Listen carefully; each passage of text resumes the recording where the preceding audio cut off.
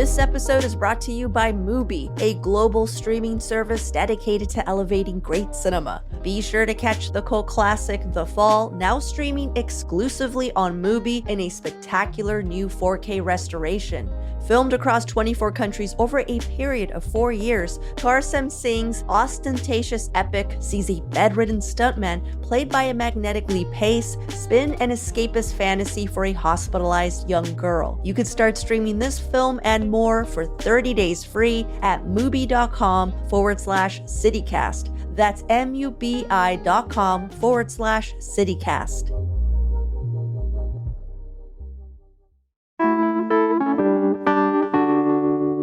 Today on CityCast Portland, we're continuing to sort through the 90-plus candidates that are running for 12 open Portland City Council seats. We're breaking down the races by honing in on the candidates with the most individual campaign donations in each district, looking at what they're campaigning on, who's supporting them, and just how they're trying to stand out. Today, we're talking about District 3, which covers the Central East Side and a lot of Southeast Portland. Here to help us make sense of it is Courtney Vaughn, news editor at the Portland Mercury. And we have a lot to talk about. There is a whopping 30 candidates running in this district. It's Thursday, October 17th. I'm John Notarianni, in for Claudia Meza, and this is what Portland's talking about. So we're talking about District 3 on the east side, includes basically the neighborhoods west of 205, south of Sandy Boulevard. And there are 30 candidates that are going to be running for city council in District 3, which means it's tied with District 4 for the most people running in this race. But before we get into the individual candidates, like broad strokes, how's this race shaping up? I think in my mind, there are really 8 or 9 front runners in this race out of those 30. And I think what's interesting, particularly about District 3, is it's the race that has drawn the most fundraising. Mm-hmm. So that's kind of notable. I mean, there's 2 candidates in particular, Angelita Mordio and Tiffany Koyama Lane, who have managed to sort of max out the small donor elections matching funds. So I think, there's people who are really campaigning hard and really bringing in the donations. Yeah, it's interesting because it's also the district that had the greatest turnout in 2020 in terms of voters, which means that, it is a highly motivated group of people who are voting for this district. Right. Voting amongst a group of candidates that can be a little bit difficult to tell apart. I don't know if you saw this Oregonian story that had the memorable headline, Southeast Portland voters to choose between 30 city council candidates saying nearly the same thing. Which feels accurate as we try and break down this race, right? Yeah, I think that's right. I had spoken to John Horvick recently of DHM Research, and he aptly pointed out that it seems like most of the candidates, not only in this district, but in just the entire city council race, are sort of trying to play it safe, right? Mm-hmm. I mean, they've got their handful of main issues that they know are important to voters.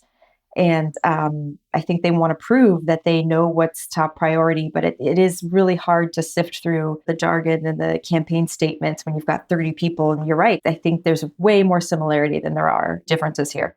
Yeah, well, somebody has to sift through it. And unfortunately, that is our job today, Courtney. Yeah. So let's see what we can do.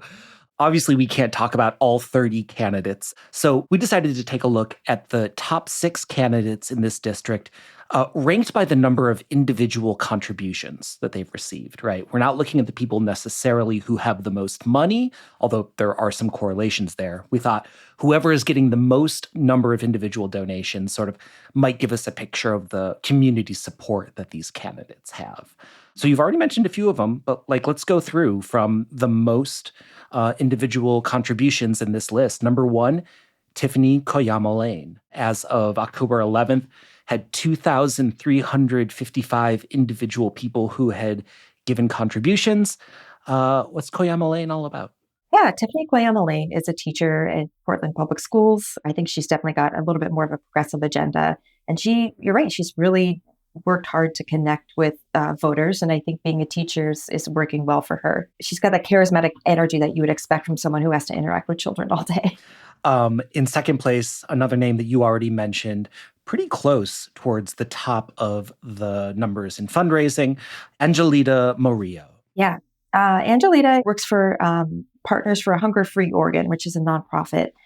She used to work in Commissioner Joanne Hardesty's office, and I think she, that really influenced maybe some of her decision to run here. Also, like many people, I first became aware of her on TikTok. Right. I remember before the race, she would pop up on TikTok, and I'd be like, huh. She is a prolific TikToker. She's very good at it. Yeah. Well, third place on the list is Jesse Cornett. Just over 1,100 individual contributions.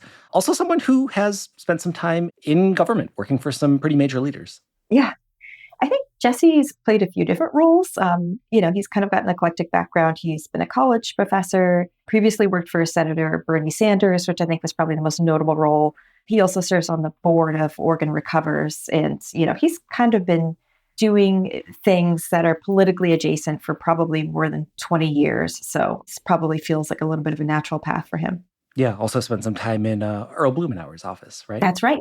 Going down the list, number 4, a guy who people who have been following city council will know very well, a man named Steve Novick. Yeah, Steve Novick is a former city commissioner.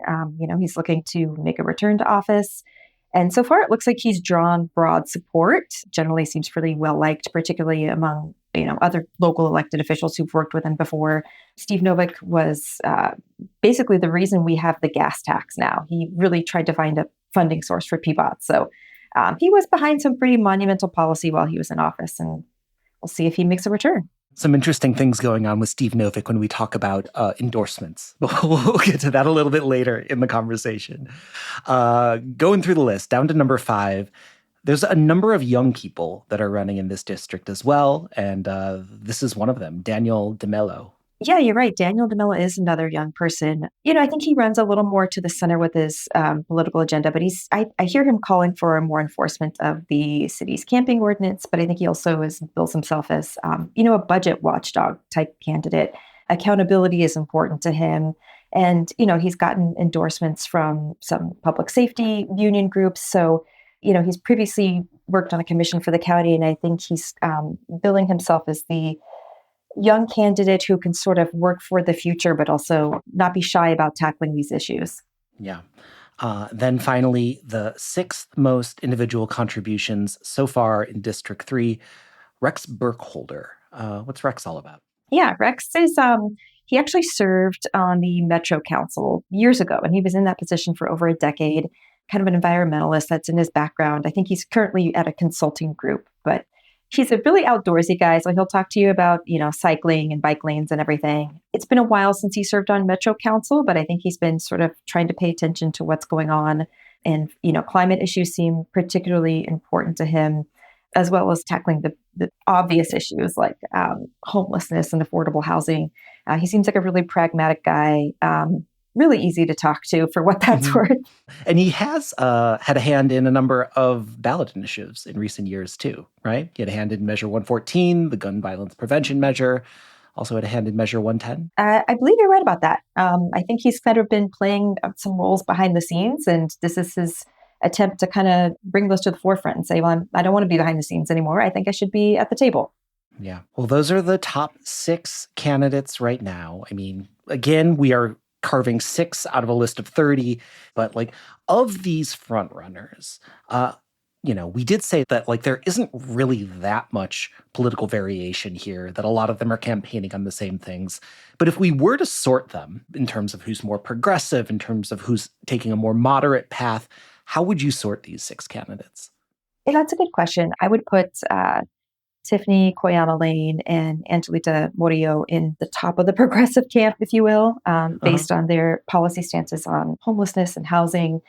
Steve Novick might touch that realm a little bit, but I consider him the guy who's got a progressive outlook, but it can really bridge the gap between progressives and sort of moderates or centrists, if you will. I think Jesse Cornett is also a pretty progressive candidate. I mean, he's been chasing progressive initiatives for at least 2 or 3 decades. I mean, he used to work previously with the Oregon Bus Project, which is now called, I believe, Next Up. So that's definitely in his blood as well. And then moving down the list, Rex is, I think, maybe somewhere in that camp, the same camp as Steve Novick, if you will. So progressive, but practical. There you go. Sure. Pragmatic, progressive. Yeah. So I think they might be sort of in that same camp. And then just based on what we've seen from Daniel DeMello, I think he might lean a little more toward the center. I think he's gotten some endorsements from police groups. I think he's not shy about sort of aligning with whoever sort of shares his values. He's not so much focused on ideology. And so I think that's be interesting to see how that plays out. Yeah, like Commissioner Gonzalez. Yeah, I could see him pursuing some of those same policy directives, sure. Well, let's take a quick break. Then I want to talk about what some of the biggest issues on voters' minds are.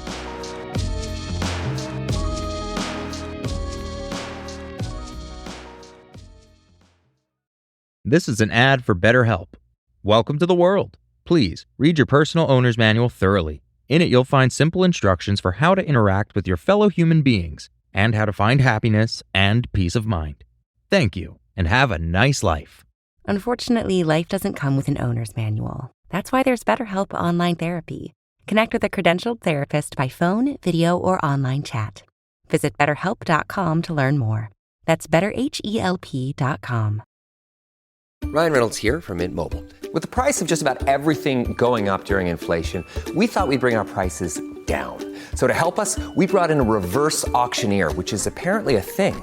Mint Mobile Unlimited Premium Wireless. How to get 30, 30, bit to get 30, bit to get 20, 20, 20, bit to get 20, 20, bit to get 15, 15, 15, 15, just $15 a month? Sold! Give it a try at mintmobile.com/switch. $45 upfront payment equivalent to $15 per month. New customers on first 3-month plan only. Taxes and fees extra. Speed slower above 40 gigabytes. See detail. Well, District 3, there are different issues that are probably coming to light in different parts of the city, even though some of these themes are going to be universal. What sort of concerns are you seeing rising to the top in District 3? Like, what do you think is really at the forefront of the minds of voters?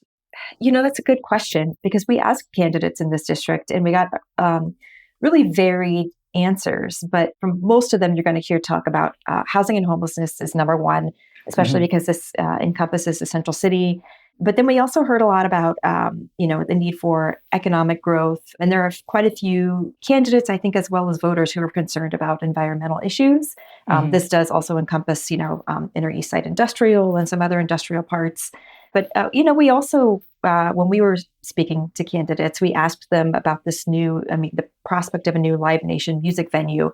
The answers were a little bit split, but we did hear from some folks that are not sure that it's going to bring, as much as it's promised, as opposed to what they view as maybe a threat to some of the smaller local independent venues. So, that's such an interesting sort of bellwether. Yeah. So, of these candidates, who's stuck out in your mind of being especially opposed to it or especially in favor of it? I was surprised maybe at the answer that I got from Tiffany Koyama Lane, because she basically said, I didn't really know a lot about this issue, but I did my research, her being an educator. And she's like, I think after my research, I'm not really seeing the return on investment here. I'm not seeing the full value. I'm seeing a company who is currently, in a lawsuit with the Department of Justice, who, is known for charging exorbitant ticket prices. And I don't think she was ready to say it was bad, but she was not convinced that it was going to bring the kind of value that they seem to be promising. Well, beyond Live Nation, is there anything else that you've been really either hearing from voters in this community or like that the candidates have really been taking to as major issues? I think in this district in particularly, we've heard them sort of center more on the things that we know are impacting Portland citywide. But I do think it's notable, this district spans east and includes 82nd Avenue. And I think that's something they're also looking at is what that revitalization might look like. Certainly be great for the district, but we know that there are voters in District 3 who also have concerns about, does that mean gentrification? What does that mean for the folks who, live, work here, whatnot? So there's definitely still a lot of attention too on how do we make infrastructure improvements, safety improvements in the eastern part of this district where we know we have like high crashes and things like that. Yeah. Well, Courtney, we had you on back in July, I believe it was, to talk about this, to sort of introduce ourselves to this race. And we're now in the second week of October. It'll be the third week of October by the time that this gets to all the listeners. What has changed in the last few months? What big surprises have there been in this race that have shaken things up?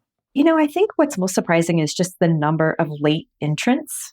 The filing deadline was August 27th, and there were quite a few people who filed on the deadline or pretty close to it. And so I think it's surprising the number of folks who've kind of snuck in there late, but, some of them actually have snagged pretty prominent endorsements. So it's interesting. Like, who are some of the people that have jumped in the last few months? Yeah, so one of the newer candidates to District 3 is Harrison Cass. He is a staffer in Renee Gonzalez's office. I think he previously worked with Mayor Ted Wheeler's team, doing some community safety projects there. He's pretty much said he would like to continue the political agenda of Renee Gonzalez. I think he's looking at that as sort of what the city needs. The other candidate is Kezia Warner, who, if anybody is familiar with Portland Fire and Rescue, they might recognize her name. She was previously a director there. She's worked for PBOT as well. So she's got a lot of name recognition within City Hall, and she has nabbed quite a few public safety union endorsements as well.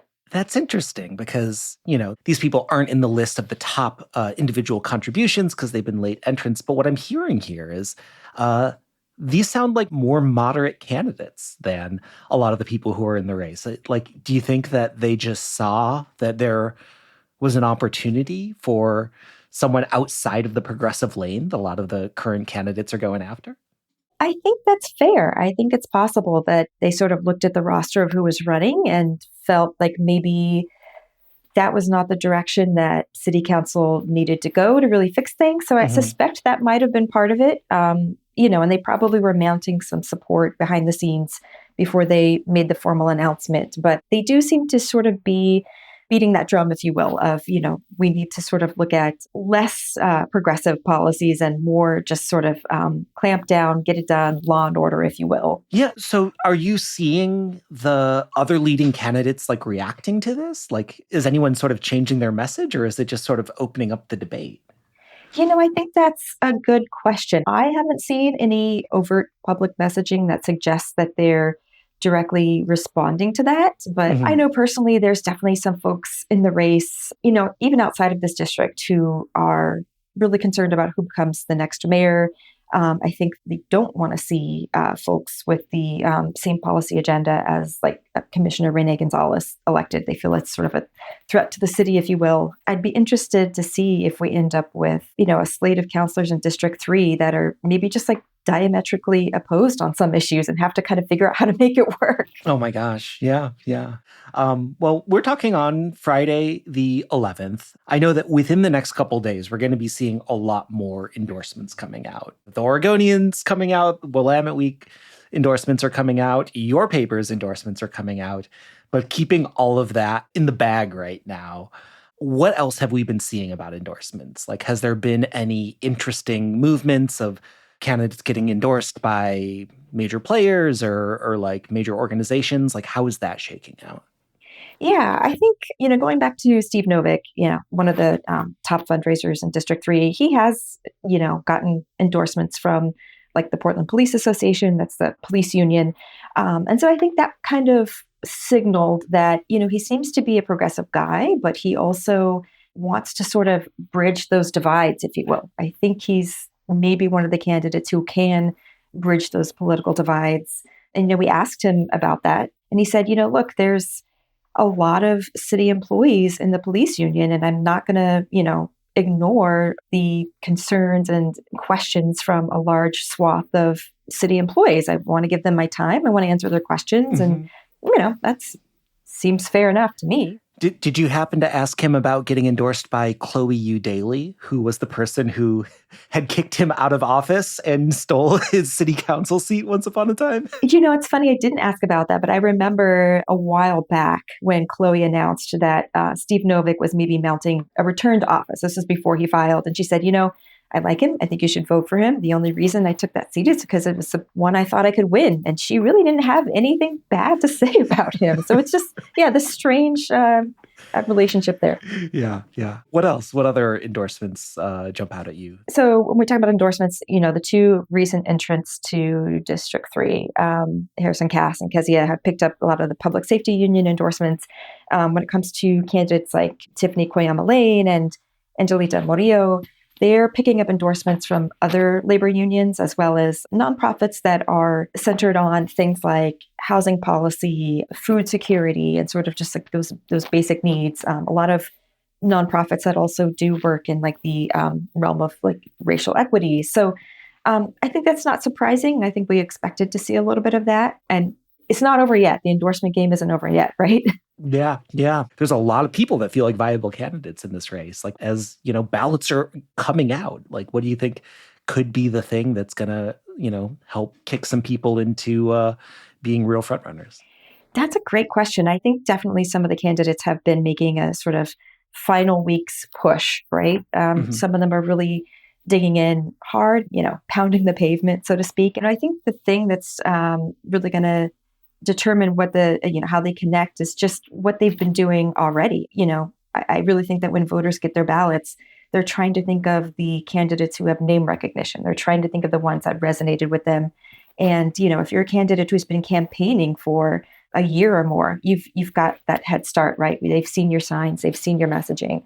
So I'm really curious to see if that plays out, like those who really stayed in the race and really hit the ground running and, pounded the pavement, so to speak, if that ends up translating into more votes. Has anyone made it to your door yet? Have you gotten any door knocks? It's funny. I haven't gotten any door knocks. I haven't gotten any door knocks either. Do you think that they have a list with our addresses on it and they're just avoiding our houses? I wondered the same thing, and I can't figure out why I have the displeasure of being left out of this process. I mean, there's 100 people. None of them have made it to our door. Yeah, it's strange. But it's funny. I have also wondered, are they going knocking literally door to door? A lot of them have said they are. But I've also been noticing they're really harnessing the power of social media. So I'm getting inundated with messages on social media. I'm getting text messages. I'm getting phone calls. I have no idea how these candidates got my information. I mean, it's public, but for the most part, other voters are getting the same thing. So they're clearly, I think they're really utilizing that straight to your phone method. I have gotten a lot of text messages as well. Yeah. They're not very chatty when I respond, though. I just, they just leave me on red. Well, Courtney, I know you have just been working with your colleagues at the Portland Mercury to sort of put together your own voter guide and your own resources for people. What do you have at the Portland Mercury's website that people should check out? Yeah, so we've been trying to do a pretty good job of tracking candidates in each district. So we've got a candidate tracker on the Portland Mercury's website, and we have just wrapped up our election issue. So our election issue includes endorsements, it includes information about the candidates, but definitely some Mercury sass, as we're known to bring. And that should be out now. It's hitting the web, it's hitting the streets, so go check it out. We worked really hard on it. All right, well, Courtney, thank you so much for walking us through these candidates, helping us break down this race a little bit more. And a couple weeks to go till the election. You taking a vacation? I'm taking at least a few days off. Are you taking some time off? Yeah. I have to, right? We all do. A ton of media endorsements have come out in the past few days since we taped with Courtney on Friday. So here's an update. For District 3, Willamette Week has endorsed Steve Novick, Philippe Nab, and Crystal Azul Otero. The Oregonian has endorsed Steve Novick, Kezia Warner, and Jesse Cornett. And the Portland Mercury has endorsed Steve Novick, Angelita Morillo, and Tiffany Koyama Lane. And now for some events happening this week.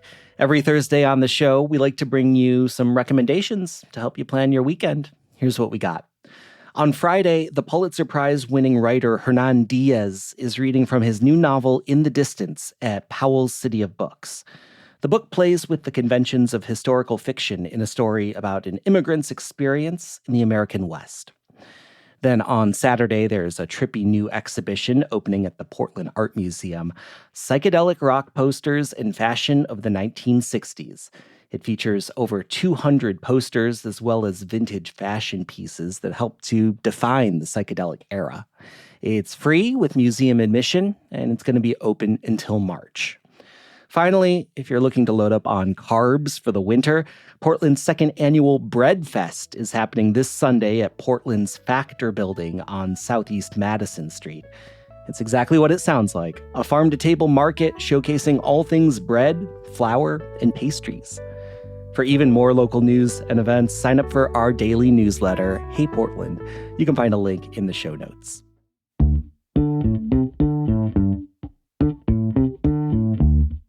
That's all for us today here on CityCast Portland. Thank you for listening. If you enjoyed the show, why not tell a friend about it or leave us a rating or a review? We'll be back tomorrow with much more from around the city. Until then, see you at Slim's.